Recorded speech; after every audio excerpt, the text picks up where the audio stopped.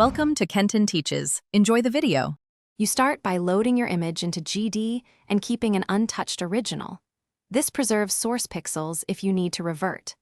Once loaded, verify color depth and whether alpha matters, because invert behavior differs with transparent pixels.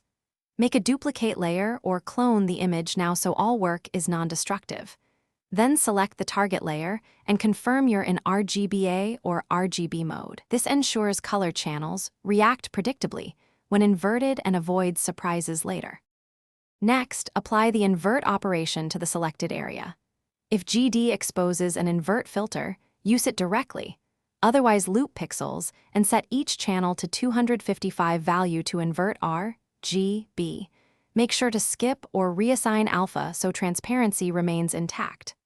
Once done, refine the effect with masks or selections to invert only specific regions. You can also blend inverted layer with the original using opacity or layer modes to control intensity and visual outcome. To finish, tweak blending and opacity to integrate the inverted layer into the composition, then export in the right format, PNG for alpha or flattened JPG for no transparency.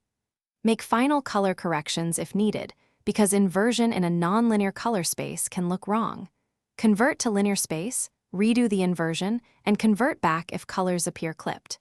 If results still look off, reopen your backup copy and repeat the targeted inversion steps to isolate what went wrong.